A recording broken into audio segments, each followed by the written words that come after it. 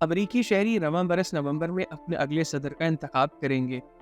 दुनिया भर से लोगों की नज़रें इस इलेक्शन पर होंगी।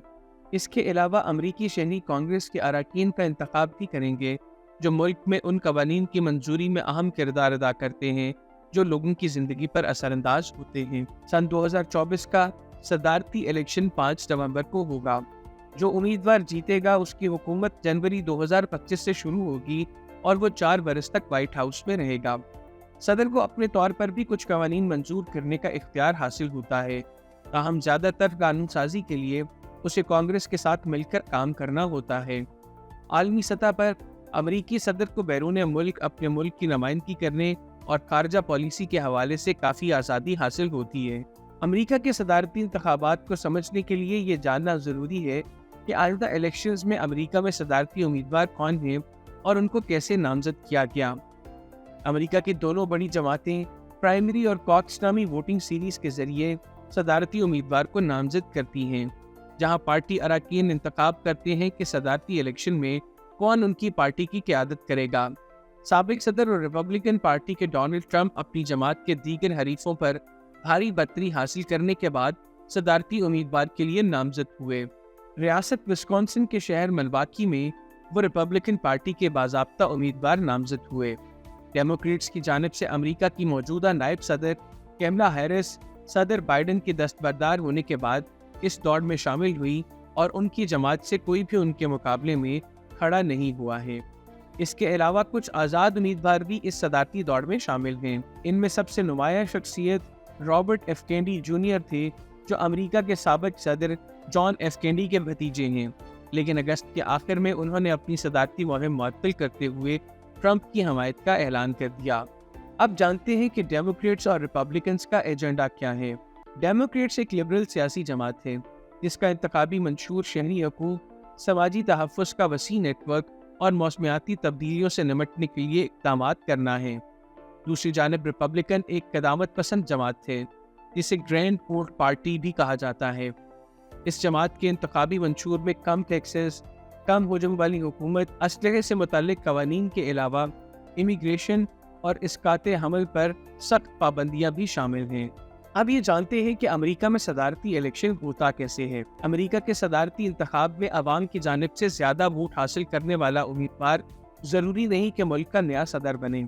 इसकी वजह यह है कि अमेरिका में सदर का इंतखाब बराह रास्त आम वोटर नहीं करते, बल्कि ये काम इलेक्टोरल कॉलेज का है।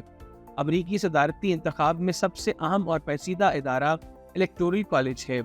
बुनियादी तौर पर इलेक्टोरल कॉलेज एक ऐसा इदारा है जो सदर का इंतखाब करता है और इस कॉलेज के अरकान, जिन्हें इलेक्टर भी कहा जाता है, अवाम के वोटों से जीतते हैं। यानी जब अमरीकी अवाम सदारती इंतखाब में वोट डालने जाते हैं तो दरअसल वो ऐसे अफराद के लिए वोट डाल रहे होते हैं जो मिलकर इलेक्टोरल कॉलेज बनाते हैं और इनका काम मुल्क के सदर और नायब सदर को चुनना है। अमेरिका की हर रियासत में इलेक्टोरल कॉलेज के अरकान की तादाद उसकी आबादी के तनासब से तय होती है, जबकि इलेक्टर्स की कुल तादाद 538 है। अमेरिका का सदर बनने के लिए किसी भी उम्मीदवार को 538 में से 270 या इससे ज़्यादा अरकान की हमायत दरकार होती है। ऐसी रियासत की कांग्रेस में जितनी सीटें होती हैं और उसके जितने सेनेटर सेनेट में होते हैं, उतने ही उसके इलेक्टोरल कॉलेज में इलेक्टर्स होते हैं। यानी अगर किसी रियासत की कांग्रेस में 10 सीटें हैं और इसकी 2 सीटें सेनेट में हैं, तो इस रियासत से इलेक्टोरल कॉलेज में जाने वाले इलेक्टर्स की कुल तादाद 12 होगी। किसी उम्मीदवार का मुल्क भर से सबसे ज़्यादा वोट हासिल करना मुमकिन है, ताहम इसके बावजूद वो सदर नहीं बन सकता।